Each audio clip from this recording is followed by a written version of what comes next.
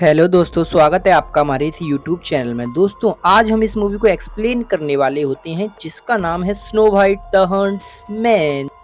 दोस्तों, कहानी की शुरुआत में हम देखते हैं ये सुंदर सा गुलाब जो कि बर्फ के मौसम में खिल रहा होता है और ये रानी इसे तोड़ने की कोशिश करती है, लेकिन इसकी उंगली में कांटा चुभ जाता है और इसके हाथ से 3 खून की बूंदें निकलकर बर्फ पर जा गिरती हैं। और ये रानी सोचती है काश मेरा बच्चा भी इस बर्फ की तरह सफेद हो और इस गुलाब की तरह कोमल। दोस्तों, अगले ही सीन में हमें दिखाया जाता है इस राजा को सुंदर सी बेटी होती है। और दोस्तों, अगले ही सीन में हम देखते हैं ये लड़की धीरे धीरे बड़ी होने लगती है और ये शहर की सबसे सुंदर लड़कियों में से एक होती है। दोस्तों, धीरे धीरे समय बीतता जाता है और अचानक से इस रानी की तबीयत कुछ खराब हो जाती है जिससे इसकी मौत हो जाती है। दोस्तों, रानी के चले जाने के बाद राजा और उसकी बेटी बहुत ही उदास हो जाते हैं। राजा को कमजोर समझकर काले जादू की सेना दोस्तों राजा पर आक्रमण कर देती है और इन दोनों सेनाओं में बहुत ही घमासान युद्ध होता है और आखिर में राजा विजयी होता है। दोस्तों, अगले सीन में दिखाया जाता है ये राजा इस लड़की को देखता है और कहता है डरो मत, हम तुम्हें कुछ नहीं करेंगे। ये लड़की कहती है मेरा नाम रवीना है, मुझे इस राजा ने गुलाम बना के रखा था।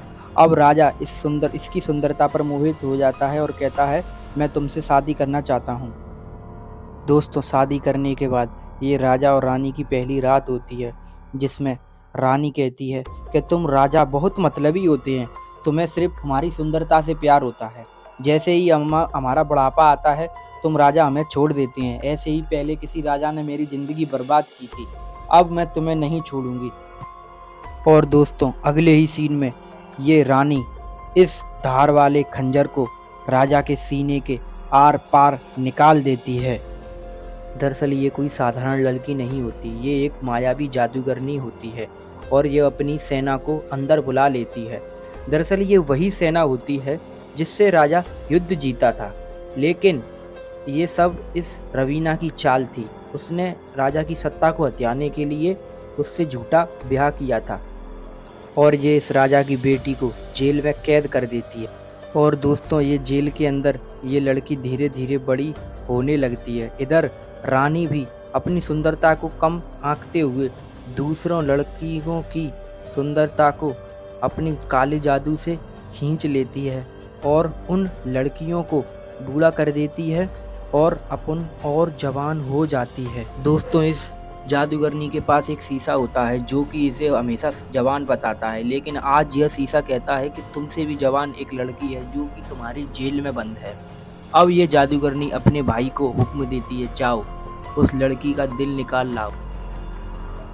जैसे ही ये लड़का उस लड़की के पास जाता है और कहता है कि मुझे तुम्हें मारना पड़ेगा, इतनी बात सुनते ही यह लड़की उस लड़के के पेट में खंजर मार देती है और उसे पटक कर दरवाज़ा बंद कर देती है और वहाँ से भागने लगती है।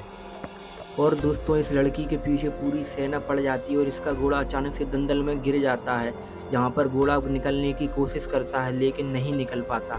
और दोस्तों, इसके पीछे लगे सिपाहियों भी ये यहाँ आ जाते हैं, तभी उनका भी घोड़ा अचानक से दलदल में गिरने लगता है और वो इस लड़की को नहीं पकड़ पाते और यह लड़की भागते हुए डार्क फॉरेस्ट के अंदर चली जाती है।